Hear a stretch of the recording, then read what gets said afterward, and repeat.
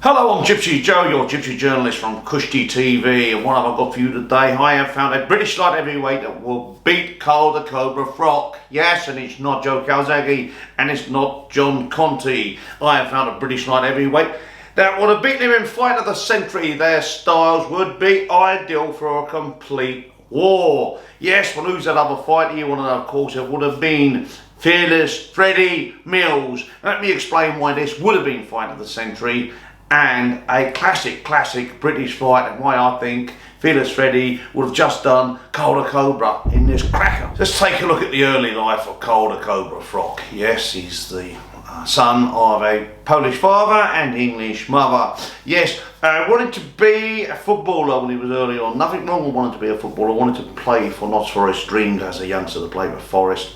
But got into the boxing and quickly rose through the ranks. He became twice ABA champion and actually world amateur champion. So a serious amateur record there for Carl the Cobra Froch that set him right on the way to a nice TV contract and ready for the professional game. Freddie Mills, born in Bournemouth to gypsy parents, dad Jim, mum Lottie Hilda.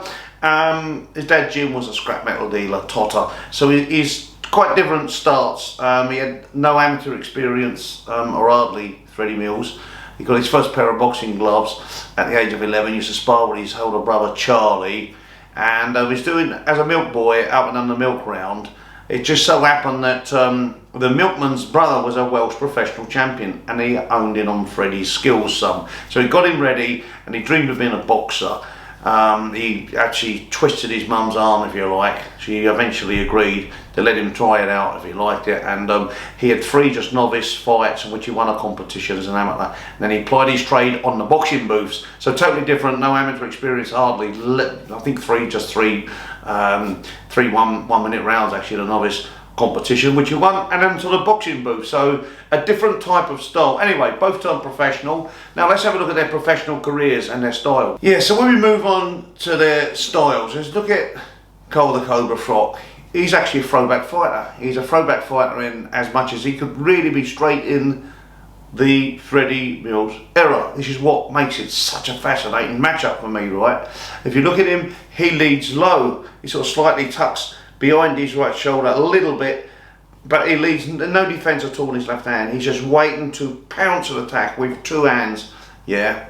Now we look at Freddie Mills, almost identical styles. You know, one's got a glittering amateur career, the other one didn't have an amateur career practically, but they just very nearly had the same styles. They're just waiting to pounce, these 2 warriors. They're just waiting to pounce on aggression, yeah.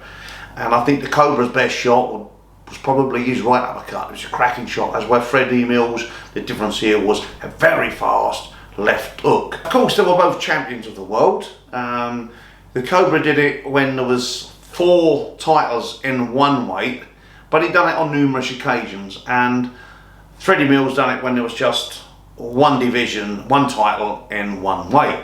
Yeah, so they've sort of got their parallels and their equals, because Carl the Cobra was champion on several occasions.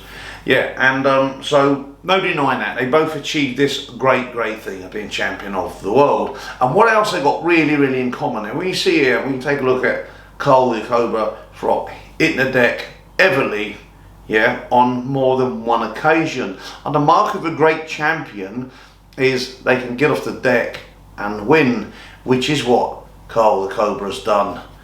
Yes, on several occasions, being behind, yeah, off the deck. He beat the great Jermaine Taylor, yeah, in the very final round. He was behind, quite a way behind, and took a heavy knockdown against George Groves. He had stamina and he could get off the deck. Now if we have a look at Freddie Mills, the very same thing. He could get off the deck, yeah.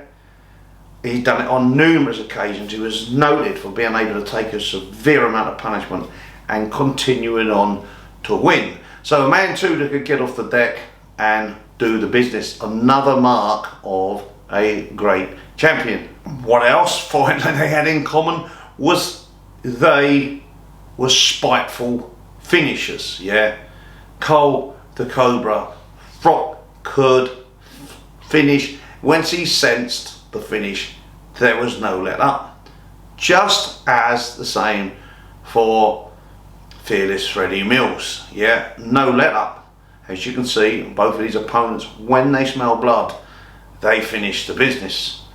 So what makes me think in this compelling matchup, why would Freddie Mills beat Carl Froch?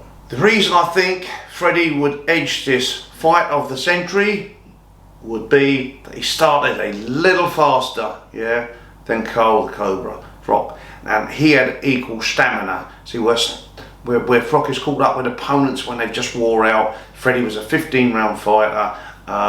He knocked out heavyweights. He's very, very strong, brutally strong man. He was even rumoured to get a fight with Joe Louis. Yeah, it was looking like he was going to fight the great Joe Louis. He was just so strong, and he never lacked stamina. So I think in the early rounds, that fast lightning left hook, he would have called a lead on Carl the Cobra, and Carl the Cobra would have been looking to peg him back, but Freddie, his engine would have just kept on, and I think he would have struggled to catch up. But one thing for sure, this would have been, this styles, when you say made, these styles are made for a great fight, and it was Mills by me on two great warriors. So my hat off to two great champions. Who do you think would have won? And that's what's more important. You please give me some feedback. Press that subscribe button, notification button, and the like button.